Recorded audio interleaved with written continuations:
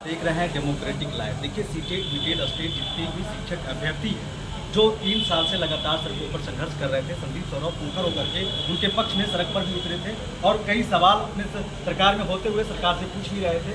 Sir, महिलाओं की अगर बात करें शिक्षक अभ्यर्थियों को, तो उनको होम सेंटर नहीं दिया गया था, इसके बारे में क्या बताएं? देखिए, होम सेंटर का कोई अलग से मांग नहीं था, सरकार को देना चाहिए था, लेकिन बहरहाल वो कोई बड़ा इशू मेरे ख्याल से नहीं है।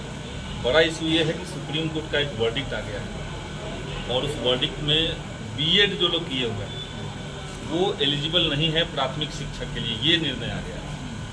अब उस निर्णय का इम्प्लीकेशन बिहार के अंदर कैसे होगा, ये चिंता की बात है।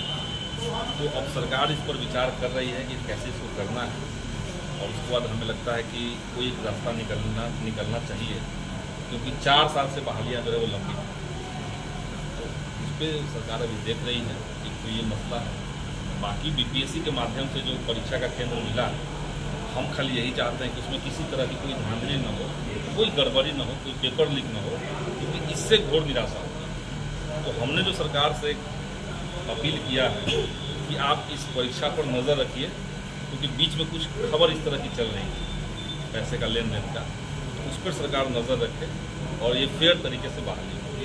सर, मुख्यमंत्री अपने आवास पर एक बैठक बुलाए थे, उसमें आप शामिल थे। सर, उस बैठक में क्या क्या हुआ? वो नियोजित शिक्षकों के लिए था, जो पहले से शिक्षक हैं उनको राज्यकर्मी का दर्जा की मांग की। हमने कहा कि एकदम उनको राज्यकर्मी का दर्जा मिलना चाहिए और सरकार ने तो उस बैठक में कहा कि हाँ मिलेगा, दर्जा मिलना चाहिए और उसकी सरकार थी।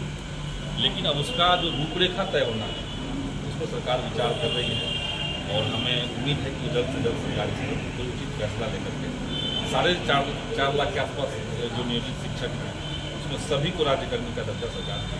सर, डोमिसाइल के लिए काफ़ी लंबे समय से वो कर रहे थे, फिर डोमिसाइल की बात आई, डोमिसाइल लागू करने की बात आई, पहले सपोर्ट में थे सर। पहले डोमिसाइल नहीं था, 6 चरणों की जो बहाली उसमें डोमिसाइल नहीं था।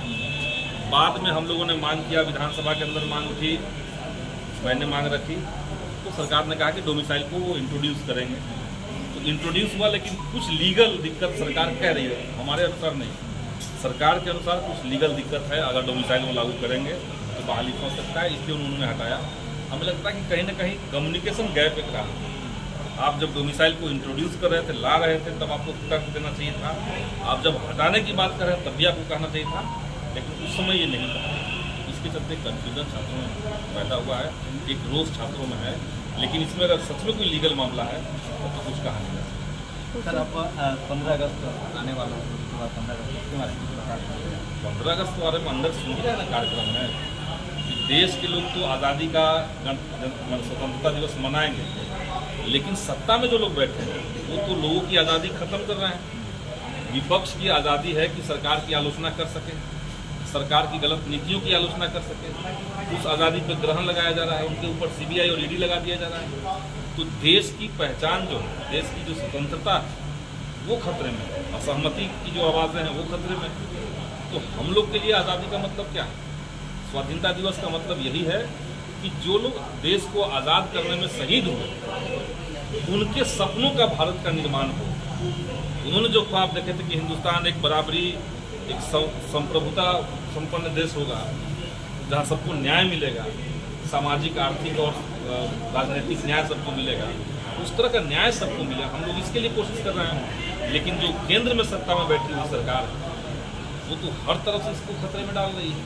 तो अभी के समय में आज़ादी का मतलब है कि एक संकल्प लेना कि देश की आज़ादी को खतरे में डालने वाली जो ताकत है उसको हम सत्ता से मिलें। सर, फ्लाइंग किस पे क्या करें?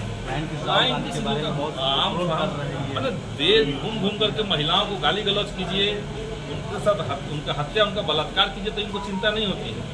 और सदन में फ्लाइंग किस के नाम से हंगामा कर रहे हैं और फ्लाइंग किस तो कही रहे कि हम आपको फ्लाइंग किस नहीं दिए हैं। जबरदस्ती का मतलब मणिपुर पे नहीं बोलना है, अगर यही इनको कहा तो कह दे रहे हैं कि हम नहीं बोलेंगे। तो दुनिया भर का बहाना यही तो लोग कर रहे हैं बीजेपी वाले। तो कुछ काम थोड़ी करना है, खाली बदनाम करना है लोगों को, खाली दुष्प्रचार करना है, यही करना है।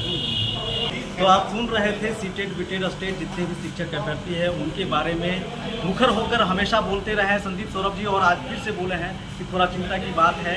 लेकिन हम इसके लिए बराबर सरकार से बात कर रहे हैं, सब चीज़ ठीक हो जाएगा। और फाइन किस पर भी इन्होंने अपनी बात रखी है और कई मुद्दों पर इनसे हमने सवाल किया और मुखरता से अपनी जवाब देने में ये सक्षम रहे।